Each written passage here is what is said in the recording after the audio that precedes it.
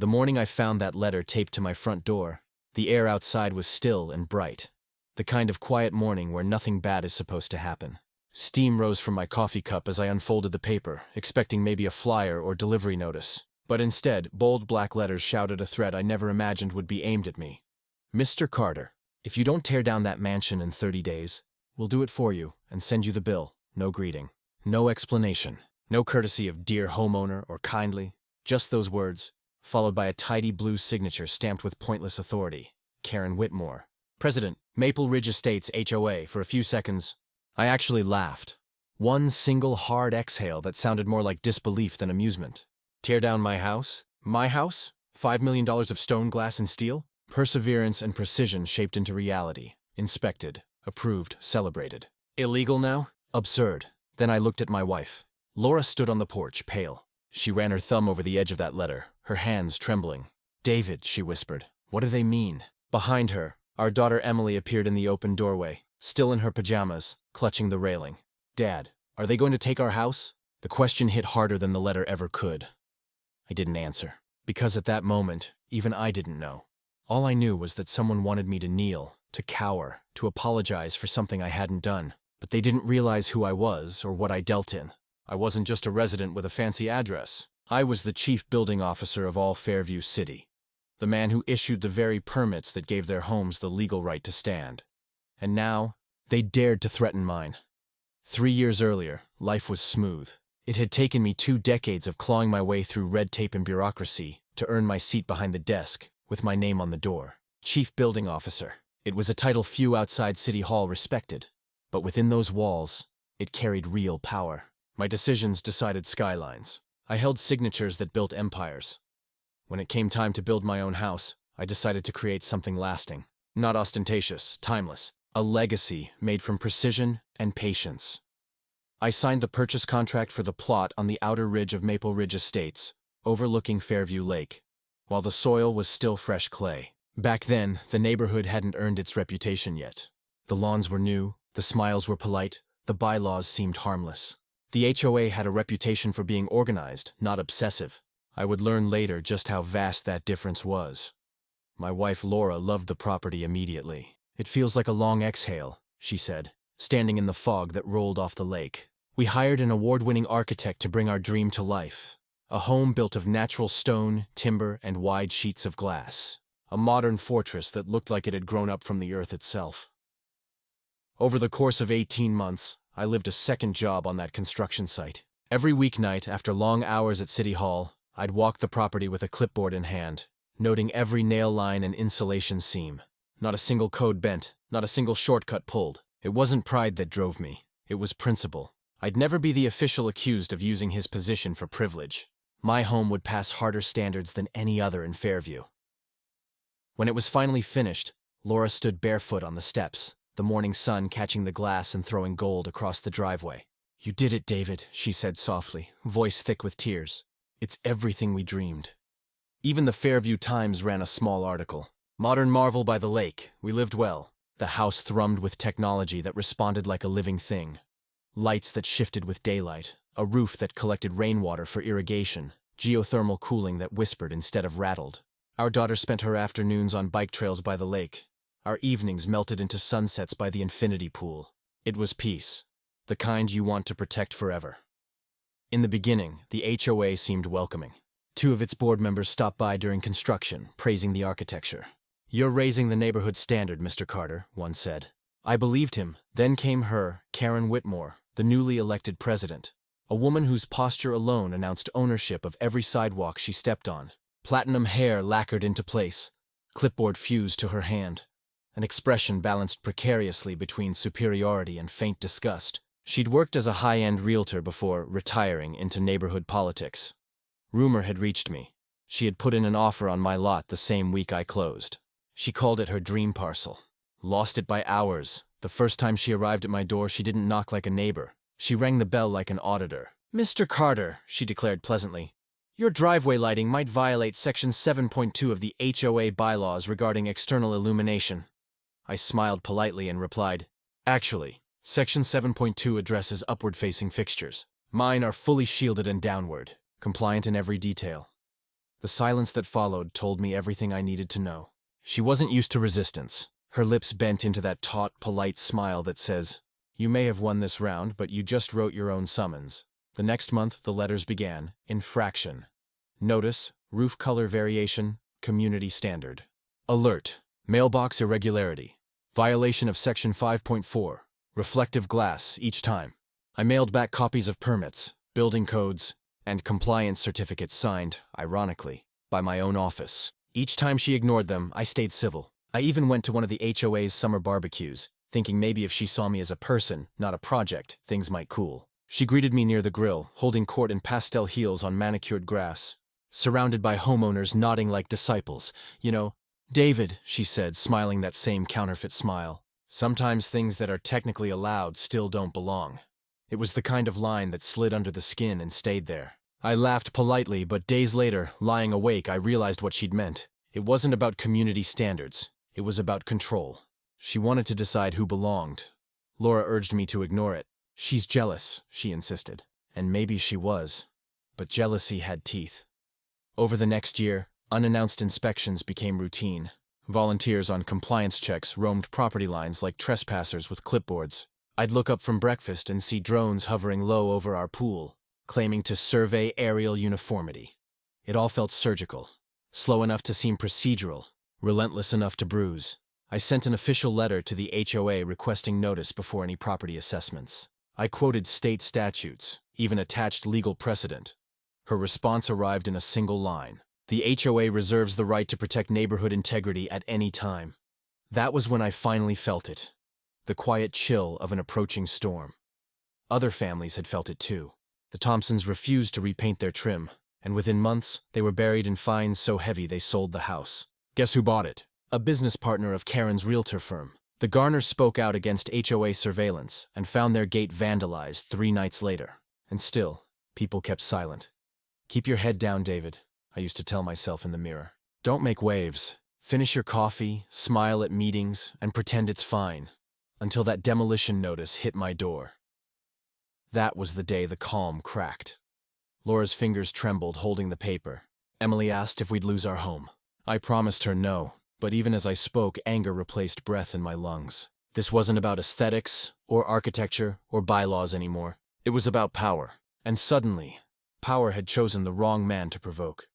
They had no idea the man they threatened held the same authority that could expose every irregularity in their own association. They'd drawn paperwork swords against a builder of laws. They thought they could bury me beneath fines, drown me in bureaucracy, maybe even force a sale. Instead, they'd just given me purpose. If you've ever lived under an HOA, you know how quickly modest authority becomes tyrannical. Karen Whitmore wasn't just enforcing community pride, she worshipped power. As president, she turned a volunteer board into a private monarchy. Her office at the clubhouse was rigged like a command station. Monitors displaying entry cameras, color-coded spreadsheets of homeowners she deemed non-compliant. Neighbors spied on neighbors for her approval. She had doorbell camera footage from half the block and could quote bylaws faster than the city attorney who wrote them. And still, she needed to win one more victory, taking from me the property she'd once lost. She disguised her obsession as oversight, strolling past our address twice daily with her clipboard, slowing at the curb for long, appraising looks. More than once, she lifted her phone to photograph our trash bins. When I told her, "Enough with the photos," she smirked. "I'm only ensuring compliance. Mr. Carter, you wouldn't want the neighborhood thinking poorly of you." That smirk said it all. Every move I made that outshone hers scraped at her pride. And pride, I've learned, is the weakest foundation anyone can build on. Later, my neighbor Mrs. Larson confirmed what I'd suspected over coffee. "You know," she said, 5 years ago she tried to buy that lot, called it her dream plot. You beat her offer by hours. That was all the confirmation I needed. Every petty fine, every drone, every letter, it wasn't policy. It was payback." So I folded Karen Whitmore's latest threat neatly, placed it on my desk beside the stack of HOA correspondence I'd meticulously cataloged since the first complaint, and smiled. They thought they could scare me into retreat, but they'd just declared a legal war against the one man in Fairview City who wrote the rules they were trying to twist, and that was their final mistake. She wanted the lake view. You beat her fair and square, but she doesn't forgive things like that. That explained everything. The hostility, the nitpicking, the smirk. Karen wasn't enforcing policy. She was getting revenge. For nearly 3 years, I played along with her little games. When she complained the fence was too and too high, I showed her the surveyor's certificate. When she said my paint color wasn't neutral enough, I printed out the exact approval form she had signed herself. When she accused me of installing unapproved lighting, I handed her the code book, the one I helped write for the city. Each time, she backed off temporarily, only to come back with something new. Then the pattern escalated. The fine started $250 here, $300 there. Ridiculous infractions like lawn too reflective under sunlight or unauthorized wind chime noise. And the worst part, some of my neighbors actually sided with her. Not because they believed in her rules, but because they were afraid of crossing her. Karen ruled through fear and paperwork. She'd slap liens on people's properties, threaten to suspend access to the community pool, and send warning letters at midnight just to prove she could. The HOA became less of a community organization and more of a cult of conformity. My wife tried to calm me down. "Don't let her bait you, David. You're better than this." She was right. I was better than this. But it's hard to stay calm when a woman with a clipboard keeps knocking on your door telling you your own home is an eyesore. Then came the day she banned me from HOA meetings. I showed up to one of the monthly gatherings at the clubhouse to address the latest violations. As soon as I walked in, Karen's voice cut through the air like nails on glass. "Mr. Carter, this meeting is for HOA members in good standing. According to our records, you have multiple unpaid fines and pending disciplinary actions. You are not permitted to attend." I looked around the room. Half the faces were sympathetic. The other half were nervous. Nobody dared to intervene, so I turned to leave. But not before saying, "You know, Mrs. Whitmore, I've read your bylaws more times than you have, and I can assure you I'm very much in good standing." She didn't reply, but her glare said enough. 2 days later, I received an anonymous envelope in my mailbox. Inside were printed screenshots of a private group chat, the HOA board chat. The messages were between Karen Rick Dalton, the vice president, and Susan Bell, the treasurer. "Karen, if we can't find him out, we'll bleed him with lawsuits. Rick, the house lowers property values anyway. Might as well force him to sell. Susan, he's stubborn. Maybe offer to buy it back before we escalate. Karen, exactly. I know a developer who'd pay cash. Once he's desperate, he'll fold." I sat there reading the messages again and again, barely believing what I saw. They weren't trying to enforce rules. They were trying to take my home. I showed Laura that night. She covered her mouth in shock. "David, this is blackmail." "Not yet," I said, "but it's getting there." For the next few weeks, I started documenting everything. Every letter, every call, every inspection. I even installed cameras around the house legally, of course. One night around 11 p.m., I caught Rick walking along my property line with a flashlight. He was measuring something, muttering to himself. When I stepped outside and turned on the floodlight, he froze like a deer in headlights. "Evening, Rick," I said calmly. "Lose something?" He mumbled something about checking drainage alignment and hurried away. By this point, the HOA wasn't just harassing me. They were obsessed. A few neighbors began to distance themselves. I could see the pity in their eyes. Some whispered things like, "Just pay the fines and let it go," as if that would stop the monster. But others quietly supported me. The Millers down the street slipped a note under my door. "You're not the first. Karen's been doing this for years. Most of us are just too scared to fight back." That note was the turning point. I realized I wasn't alone. I was just the first one willing to push back. So I made a decision. If they wanted to play dirty, I'd play smarter. I filed a formal public records request for the HOA's financial disclosures, contractor permits, and safety compliance certificates. It was the same process I'd used 100 times in my career, except this time I wasn't doing it for the city. I was doing it for me. When the results came back, I felt my pulse quicken. Something was off, very off. Payments that didn't match invoices. Missing permit numbers. Landscaping costs that didn't exist on paper. I didn't confront them immediately. No, I needed proof. Undeniable, irrefutable, career-ending proof. Meanwhile, the harassment intensified. Karen sent another warning. "Failure to comply with community standards may result in legal demolition at your expense." That was the moment my patience ended. Laura saw it in my eyes that night. "You're planning something," she said softly. "I'm not planning, honey," I replied. "I'm preparing." And as I watched the security feed of Karen's car idling in front of my house for the 3rd night that week, I whispered under my breath, "They think they're untouchable. They have no idea who they're dealing with." Because the one thing every corrupt HOA fears most is someone who actually knows the law. And I wrote the book on it. I thought I'd seen every kind of bureaucratic manipulation in my 20 years working for the city. But what Karen and her board did next was something out of a corporate crime thriller. 2 weeks after I'd received that demolition notice, the HOA lawyer sent a thick envelope by certified mail. Inside were 23 pages of so-called legal amendments. Each one referenced a new architectural harmony code that had supposedly been voted on by residents months earlier.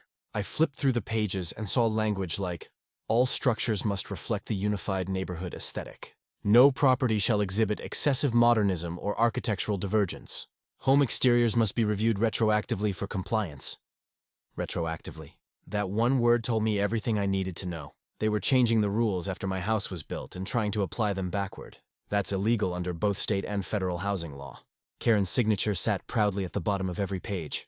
She'd actually filed these new rules with the county registrar, a move designed to make them look legitimate. But anyone who'd ever worked in municipal development could see the flaws immediately. Still, perception is powerful, and Karen knew that most residents wouldn't understand the difference between recorded and ratified. 3 days later, another letter arrived. Failure to comply with the newly adopted Architectural Harmony Code will result in immediate fines of $500 per day and the placement of a lien on your property. Laura was terrified. David, can they actually do that? Ease shook my head, but my voice wasn't as confident as I wanted it to be. Not legally, but they're betting on fear, not facts. And they were right about one thing. Fear spreads faster than truth. By the next HOA meeting, rumors were swirling that my home was under investigation. Some neighbors began avoiding eye contact. One couple even crossed the street when they saw me walking the dog. Karen had poisoned the well. So I called Mark Hastings, the best real estate attorney in Fairview, and a man who had once defended the city against a billion-dollar construction fraud case. When he showed up at my house, he looked over the stack of HOA documents, skimmed a few lines, and laughed dryly. David, this isn't even subtle. They wrote their own law and then decided it applies to you. It's garbage. I know, I said. But garbage still stinks if you leave it too long. Mark leaned back. Then let's take out the trash. Over the next week, we built a case file. Every letter, every timestamp, every piece of correspondence was cataloged and notarized. Mark drafted a response to the HOA's attorney, citing state statutes, building codes, and homeowner protection acts. It was airtight. When Karen received it, she called me personally. Her voice was sweet, like poisoned honey. Mr. Carter, I don't understand why you're being so difficult. We're just trying to maintain the neighborhood's integrity. I kept my tone calm. Integrity doesn't mean inventing laws, Karen. Her voice hardened. You know, people talk. They say you pulled strings to get this house approved. That one hit differently. She wasn't just attacking my property anymore. She was attacking my reputation, the thing I'd spent my whole career protecting. I didn't pull any strings, I said, my voice steady. Everything was done by the book. She chuckled. We'll see what the courts think. And just like that, the HOA filed suit against me for non-compliance with community standards. The legal notice came with a court date, a list of alleged violations, and an estimate of damages to neighborhood property values. They were suing me for $1.2 million. I remember Laura crying that night. She sat at the kitchen counter holding the notice like it was a death sentence. They can't actually make us demolish the house, can they? No, I said quietly. But they can make us spend a fortune proving it. And that was exactly the plan. They wanted to bleed me dry with legal fees. They wanted me exhausted, humiliated, and desperate enough to sell. But they'd underestimated one thing. I wasn't just a homeowner. I was the man who enforces the laws they were trying to twist. Mark. And I decided to go on offense. I instructed him to file a counterclaim for harassment, defamation, and abuse of power under HOA statutes. At the same time, I began digging deeper. I requested copies of every building permit the HOA had ever filed for their clubhouse, pool area, parking lot, and playground. Within 48 hours, I had what I needed, a pattern of illegal shortcuts, missing inspections, and safety violations. For example, the clubhouse roof had been replaced 2 years earlier without a single permit or licensed contractor. The swimming pool failed to meet state safety regulations. No fencing, no depth markings, no certified lifeguard posts. The electrical wiring in the parking area was installed by an unlicensed handyman hired under the table. They'd broken almost every rule they claimed to defend. And then came the bombshell. In the HOA's own annual financial report, a document they were required by law to make public, I noticed a $4,200 maintenance expenditure labeled Landscape Enhancement. Lot 9 was Karen's property. A few quick checks confirmed that the money had been used to fund renovations to her private backyard, new pergola irrigation system, stone walkway, all paid for by HOA dues. I sat at my desk staring at the numbers, whispering to myself, "Got you." I didn't tell Karen right away. I wanted her to dig her hole deeper. Over the next month, she doubled down on her campaign against me. Flyers were sent out accusing my house of being non-compliant. The HOA newsletter included a veiled statement about certain members whose arrogance threatens community harmony. Karen was obsessed. One afternoon, I saw her outside with 2 board members pointing at my home and waving a clipboard like a general planning an attack. When she noticed me watching, she gave a small smug wave. I waved back. She didn't know it yet, but she was already finished. Mark and I prepared a legal trap of our own. A formal discovery request for HOA communications, financial statements, and building compliance records. They were legally obligated to provide everything. Within days, Rick, the vice president, called me in panic. "David, can we settle this quietly?" Karen's well. She's in over her head. I pretended to hesitate. "I'm open to discussion, but first I want transparency." He paused. "She'll never agree to that. Then she'll face something worse," I said. That week, Karen sent another letter. This time, a direct order to appear before the HOA disciplinary committee to address your ongoing violations. It was supposed to intimidate me. Instead, it gave me exactly what I needed: a stage. I told Mark to clear his schedule. The next meeting was set for Thursday evening. 50 residents were invited to attend. Karen thought she was going to publicly humiliate me, forcing me to sign a compliance agreement or risk expulsion. What she didn't know was that by Thursday night, I'd have evidence showing she'd committed fraud, violated multiple state codes, and possibly embezzled from her own neighbors. As I reviewed my notes the night before, Laura asked, "What happens if this gets ugly?" I smiled faintly. "Oh, it's going to get ugly, just not for us." Because the next time Karen tried to lecture me about architectural harmony, I was going to introduce her to a little thing called legal reality, and she wasn't going to like how it sounded when it came with my badge attached to it. If Karen wanted a war of paperwork, she picked the wrong general. By Thursday morning, my dining table looked like a command post, labeled binders, color-coded tabs, USB drives in neat rows. Laura brought coffee and kissed my shoulder the way she does before one of my big city hearings. "Careful," she whispered. "People like Karen don't go down quietly." "I'm not pushing her," I said, sliding a stack of invoices into a sleeve. "I'm letting gravity do its job." The first break came from a place I didn't expect: the mailroom clerk at City Hall. I'd filed routine public records requests for every HOA project in the last 5 years. Clubhouse re-roof, parking lot, lighting pool, refurbishment security, kiosk irrigation rebuild. The clerk called me the next day. "Chief, there's barely anything. They filed courtesy notices, but never closed permits. Some records look copied from other projects. Counterfeit paper trails. Amateur hour." I drove to the county records office and pulled deed maps and easements for Maple Ridge. The parking lot sloped 6 in onto a utility easement belonging to the city, meaning the HOA's private lights were wired across public right-of-way without permission. A code violation, a liability nightmare, and a gift-wrapped wedge to pry open larger fraud. Next, I opened the HOA's annual reports, the ones they thought nobody read. Line items didn't make sense. $18,750 for emergency pool resurfacing. During months, the pool was closed. $2,400 for landscape rock on a property line that hadn't changed since the community was built. And Lot 9, Karen's home, kept appearing in beautification expenditures, with just enough vagueness to slide past casual eyes. I created a timeline. Invoices, issued checks, cut checks, deposited, vendors paid. But the vendors, who were they? Whitmore Designs LLC, Dalton Consulting Group, SB Management. The initials weren't exactly subtle. When I ran the business licenses, the pattern snapped into focus. Karen Shell Rick's Side Hustle, Susan's management company, registered to a UPS mailbox. Not illegal per se until you add the magic ingredient, HOA dollars. Still, suspicion wasn't proof. I needed voices, documents, and photos that would survive a courtroom. That's when Tom Miller knocked on my door. Thomas, the quiet type retired firefighter, calloused hands, the kind of neighbor who returns your ladder cleaner than when he borrowed it. He stood on my porch with his baseball cap in both hands. "David, my wife and we've had our own trouble with the board. If you're going after them, I want to tell you what happened." We sat at the kitchen as land while Laura poured him coffee.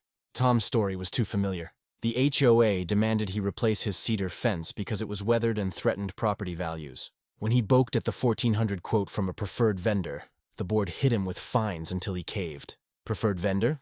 I asked. "Name?" He slid a crumpled invoice across the counter. "Whitmore Designs LLC, Karen had a fence company," Laura said on paper. Tom uttered. Her cousin showed up with a borrowed truck. I photographed the invoice, logged the date, and added Tom to a list I'd started residents coerced into using board-connected vendors. Below Tom's name were 3 more. The Larson's windows, the Wynn's driveway seal, the Pennis patio pavers. Each had paid inflated prices.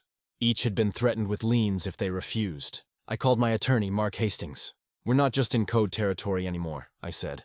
We're staring at racketeering, Mark exhaled. Then build it like racketeering. Pattern, profit, pressure. Keep the emotions out. Facts only. Facts are all I've got, I said, opening a new binder. P3. Pattern divided by profit divided by pressure. The second break came from a teenager. Lena, 17, the HOA treasurer's daughter, showed up with a backpack and a conscience. She was shaking. My mom is Susan, she said. I shouldn't be here, but you need to see this. Inside the backpack, a flash drive printouts of the board's signal chat screenshots from a laptop with auto-sync and a single line handwritten on notebook paper. They said no one would check. Lena told us she'd overheard her mother on the phone with Karen rehearsing numbers before meetings. They said if anyone asked, call it operational overhead and move money between reserve and beautification. So it looks like maintenance. Why come to me, I asked. Lena stared at the floor. I want to go to college here. My mom says we can't afford it until Karen makes it up to her for all the extra work. I don't want that money if it comes from people like Mr. Miller. I swallowed hard. You did the right thing.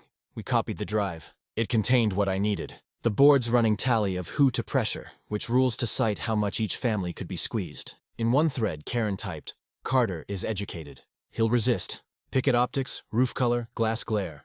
Then hit him with fines. He'll either crack or sell. Rick responded with a laughing emoji. Susan posted a spreadsheet titled Compliance Roadmap, a euphemism for a collection plan.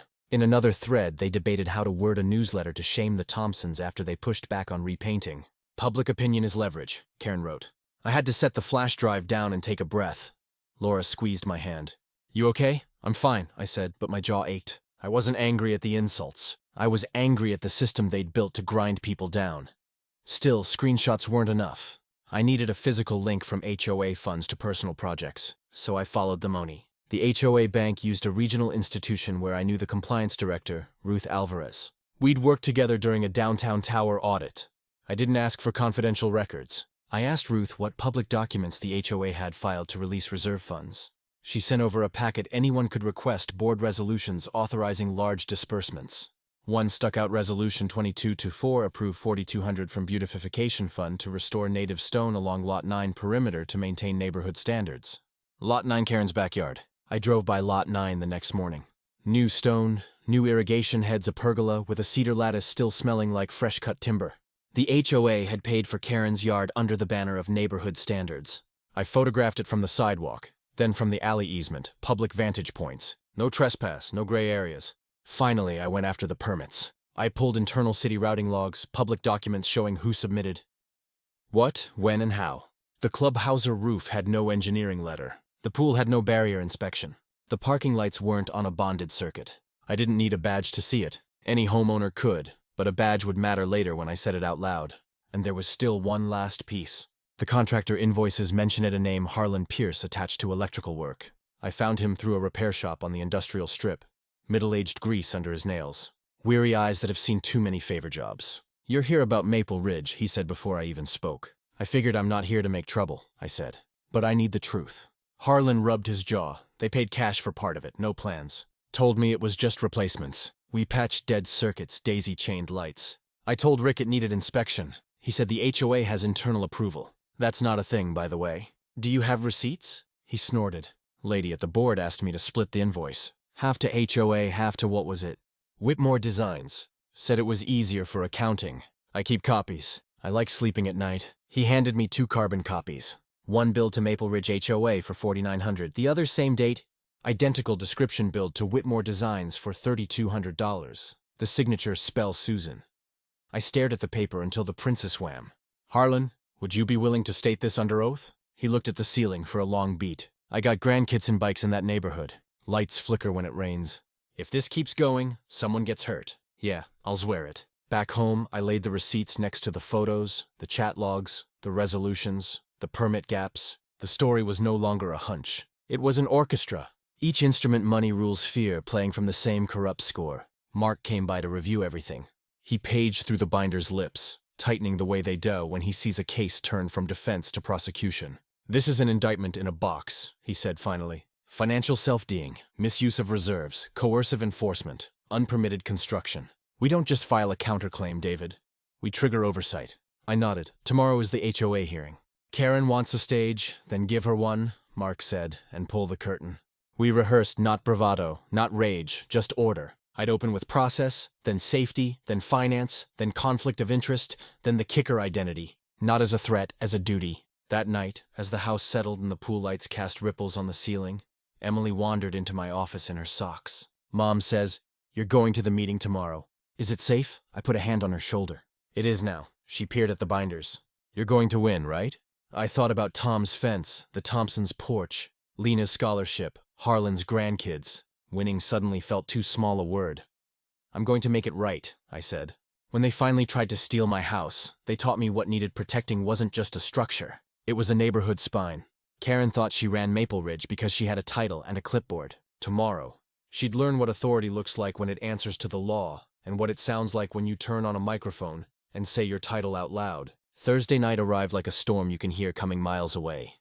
The HOA meeting was scheduled for 7:00 p.m. sharp at the Maple Ridge Clubhouse. The very building I now knew had been built without a valid permit. Fitting, I thought. We were about to tear down more than just lies tonight. I wore a dark suit, the same one I used for city hearings. Laura insisted on pressing it herself that morning.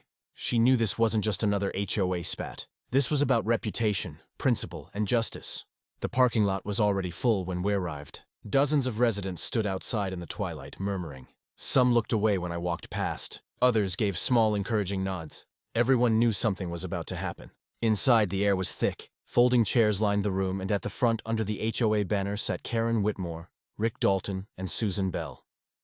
Karen looked like a politician ready for a press conference.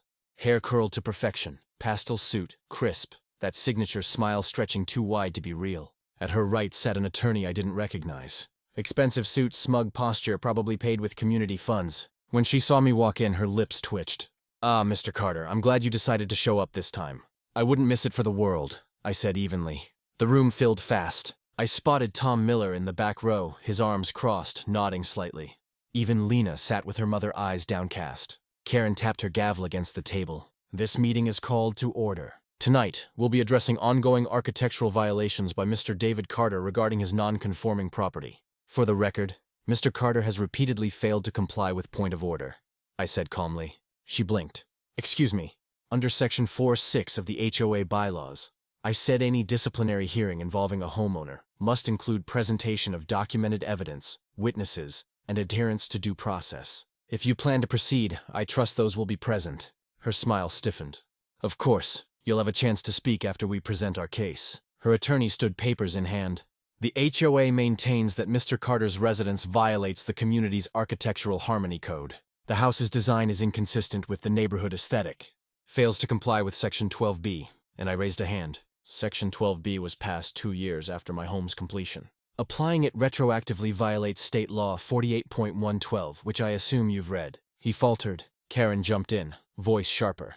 "Mr. Carter, we're not here to debate legal minutia. We're here to resolve your violations." I smiled faintly. "Then let's resolve them." I placed a heavy binder on the table with a thud. The sound silenced the room. "Here," I said, sliding it toward her, "is the full set of permits, inspection reports, and compliance certificates for my property. All signed, sealed, and verified by the City of Fairview's Department of Building and Safety." Karen glanced at the binder, unimpressed. "Anyone can print papers." "That's true," I said, "but not everyone can sign them." I reached into my pocket, pulled out a small black leather wallet, and opened it. Inside the official badge and ID card of the Chief Building Officer, City of Fairview. A ripple went through the room. Gasps, whispers. Someone dropped apron. Karen froze mid-breath, her face drained of color.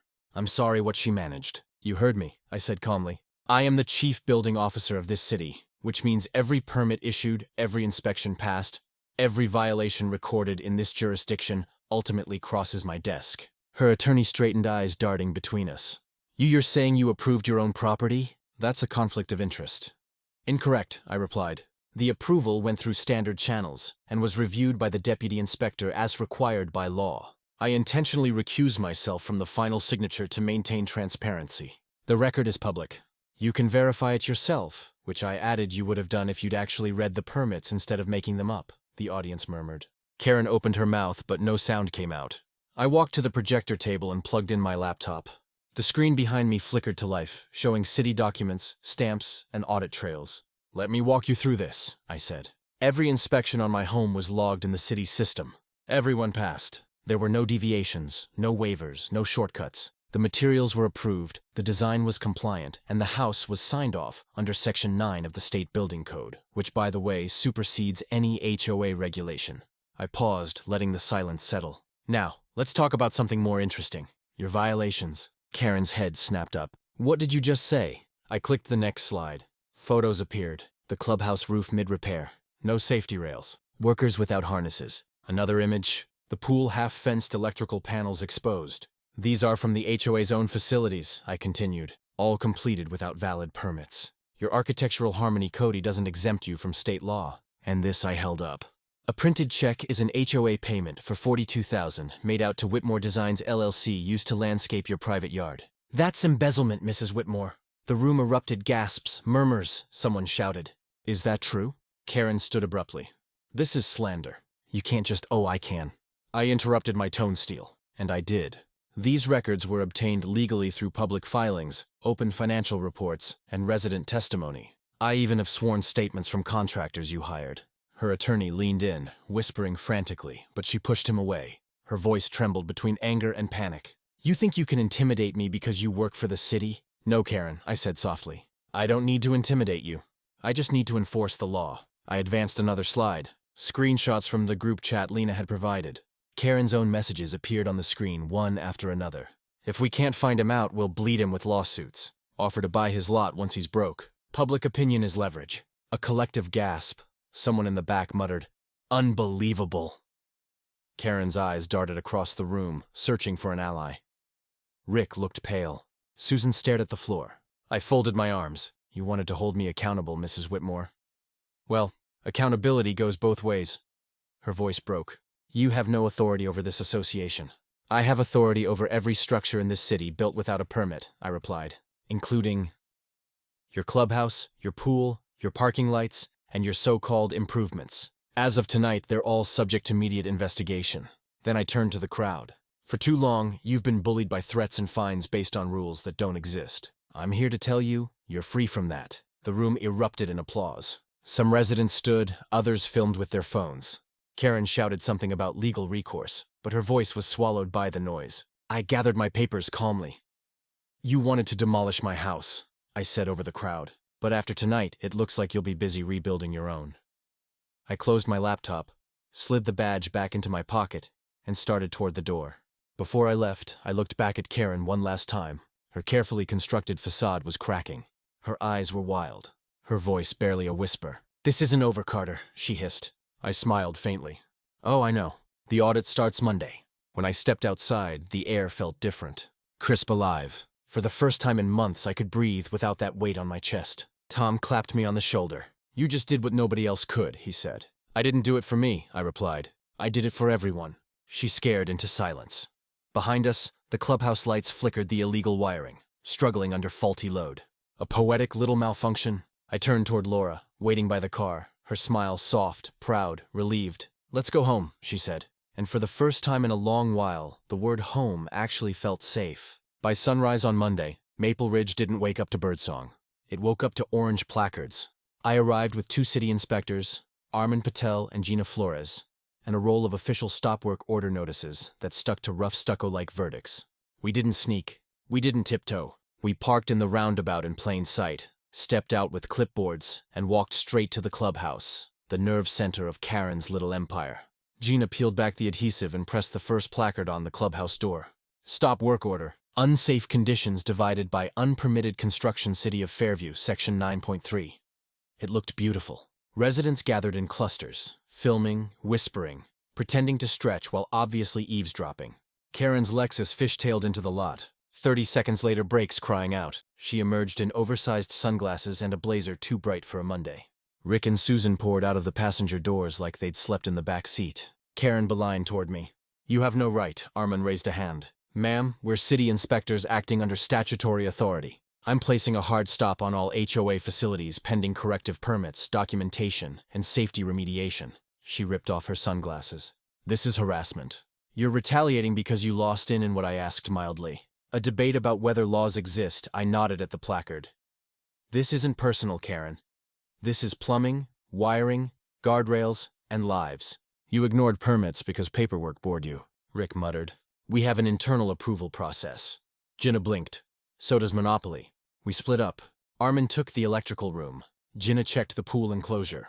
I walked the perimeter with my camera narrating the defects for the record handrail spacing out of code trip hazards, a missing GFCI on the pool pump. It read like a checklist of how not to run a neighborhood. The crowd swelled. Tom Miller showed up with coffee and handed one to Gina like she was the cavalry. The painters held hands. The Larsons clasped each other's shoulders and cried quiet relief, shaking them. I wasn't prepared for the gratitude. It landed heavier than applause. Inside the clubhouse, a ceiling tile sagged like a tired eyelid. I pushed it up, revealing spliced wires wrapped in electrical tape.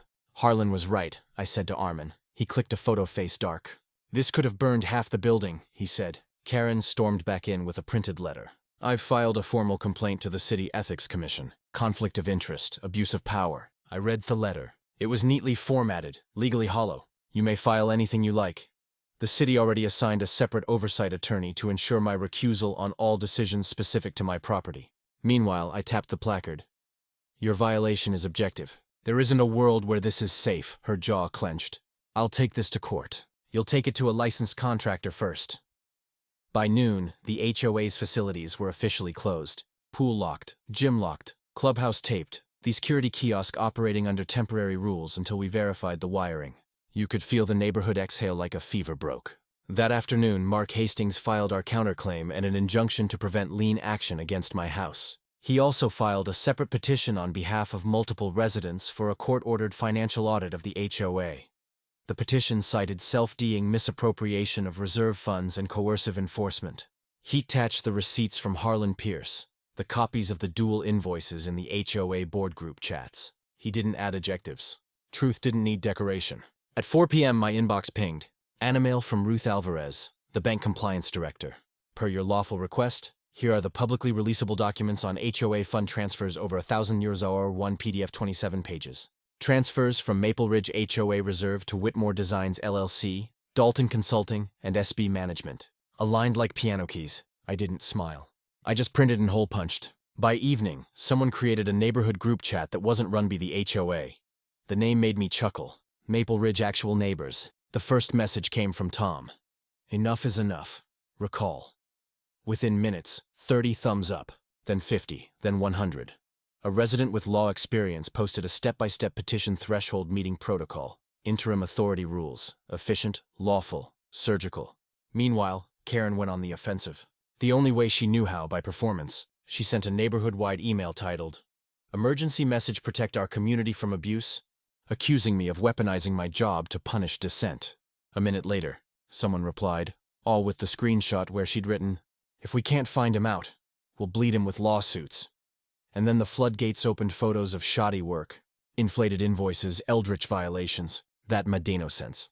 It wasn't a community debate anymore. It was a reckoning. Tuesday was a blur of depositions and doorbells. Harlan gave his sworn statement at Mark's office, voice steady. Lena met with the city investigator without her mother. When she finished, she called me. I did the right thing, didn't I? You did the brave thing, I said. Brave and right don't always arrive together. Wednesday morning, a process server arrived at Karen's doorstep. She answered in a bathrobe mascara, blurred, still defiant. He handed her a notice of deposition and a temporary restraining order, preventing destruction of financial records. She tried to slam the door. He gently wedged the envelope in and stepped back. On the sidewalk across the street, 3 neighbors filmed.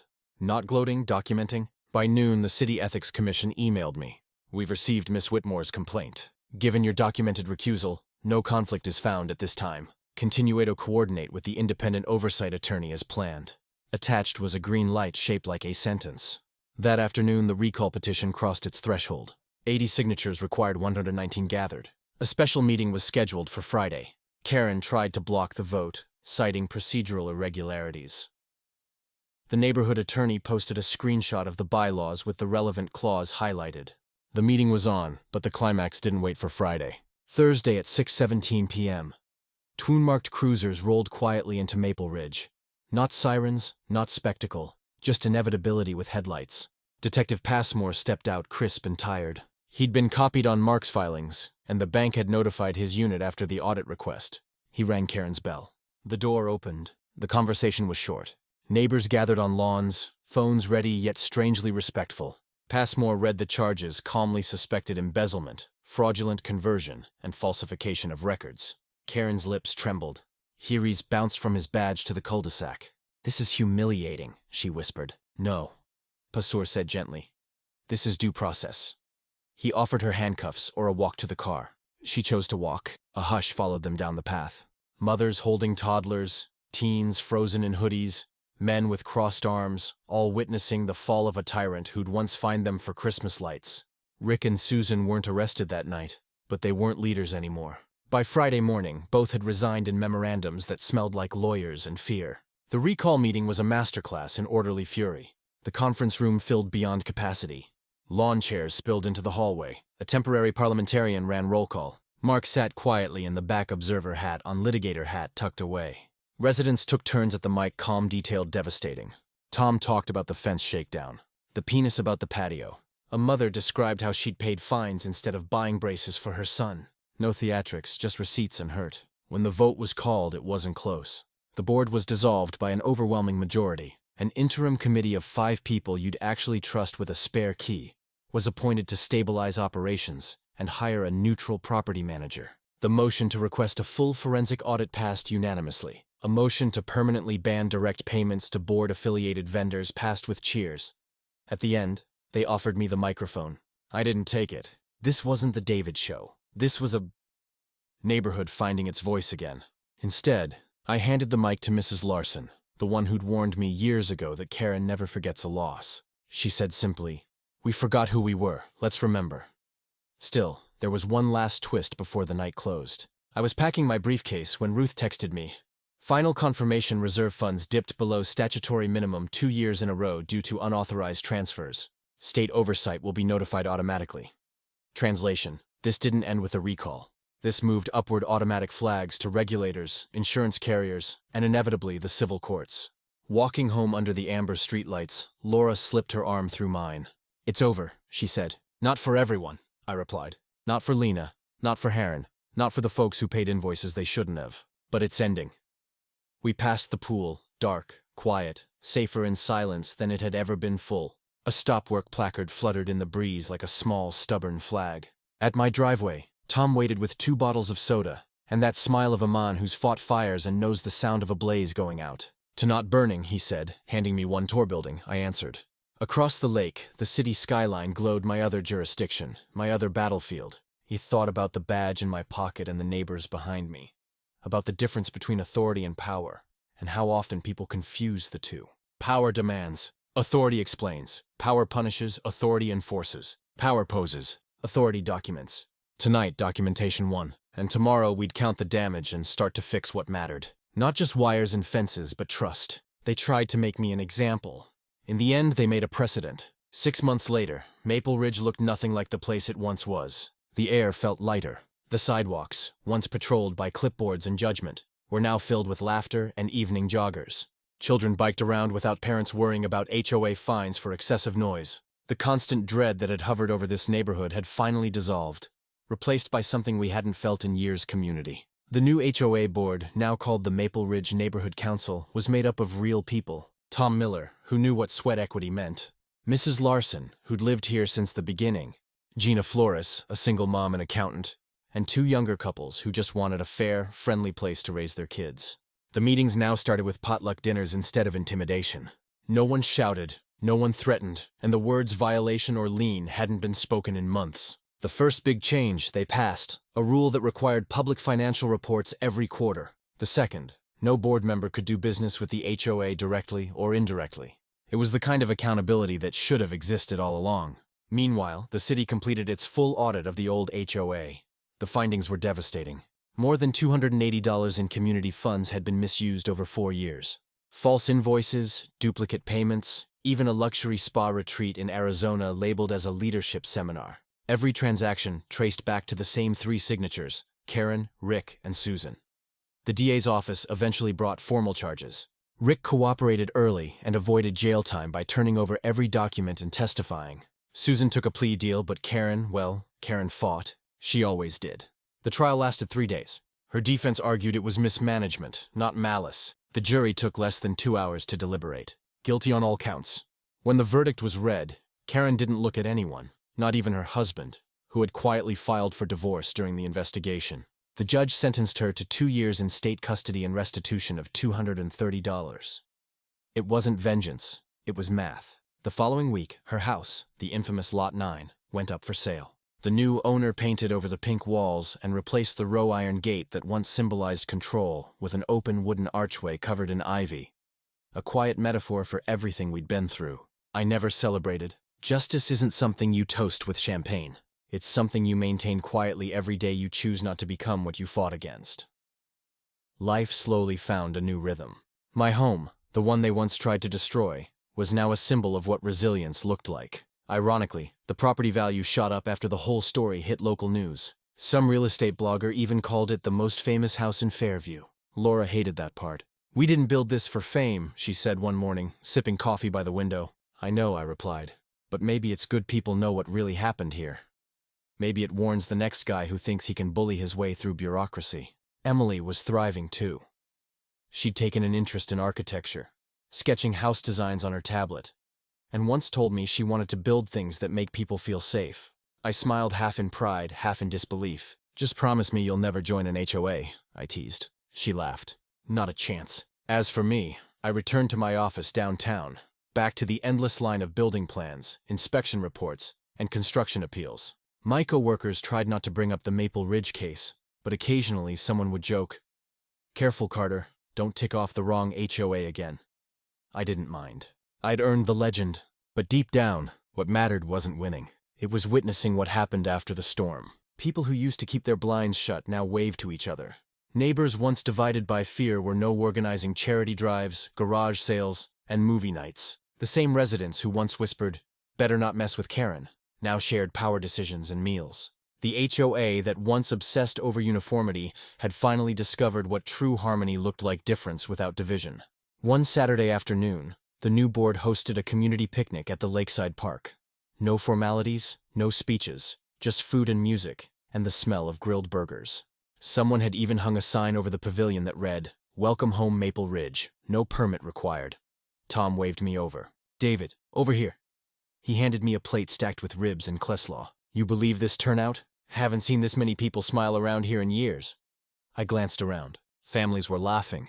Teenagers tossing frisbees. Even the HOA logo had been redesigned. Simple, elegant, not a single trace of Karen's gaudy crest. Laura joined us, wearing her floppy sun hat, eyes bright. "You know what this feels like," she said. "It feels normal." "Normal's underrated," I said. Tom nodded toward my house across the lake, glinting in the afternoon sunday. "You realize that place changed everything, right? The fight you took on it freed all of us." I shook my head. "No, Tom, it just reminded everyone they were already free." He smiled, taking a sip of lemonade. "You're too modest." I grinned. "And you're too sentimental." He laughed, then added quietly, "Karen would have hated this." "Yeah," I said. "That's how we know it's good." We all laughed. The kind of laughter that only comes after long battles. The laughter of people who've seen fear, lost sleep, and still found light on the other side. As the sun began to dip below the water, I walked down to the pier with Laura. The reflection of our house shimmered across the lake, solid, calm, unshaken. She slipped her hand into mine. "After everything," she whispered, "was it worth it?" I watched the ripples spread, the gold light dancing on the surface. "Every second," I said. Because now when Emily rides her bike down that street, she does it in a neighborhood that listens instead of commands.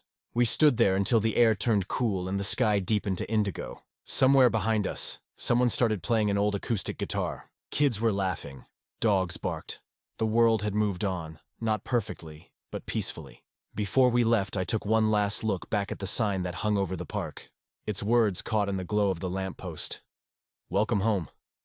That night I sat in my office again, flipping through the last of the Maple Ridge documents before archiving them for good. The file label read, "Case closed. Community restored." I paused for a long time before sealing the folder. I thought about Karen, about how people like her start small with a little envy, a little control, a taste of authority that becomes an addiction.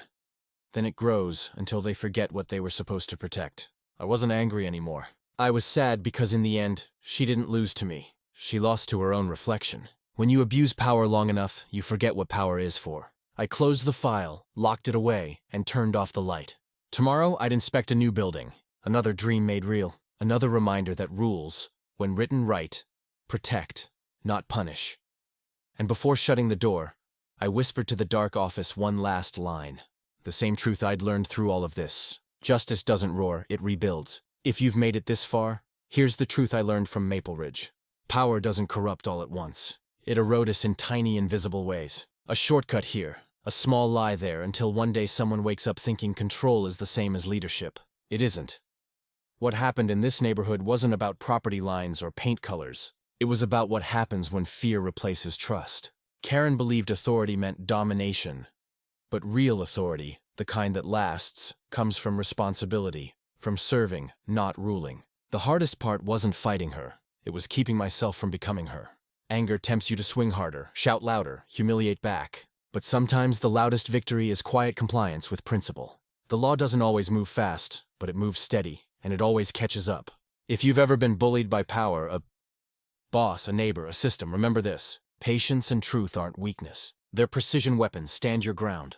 Document everything. Stay calm. And never forget you don't have to shout to be heard when the truth speaks for you. Now tell me, have you ever faced a Karen of your own? Drop your story in the comments. And if you want to see how this journey really changed us, make sure you subscribe. There's always another HOA story waiting.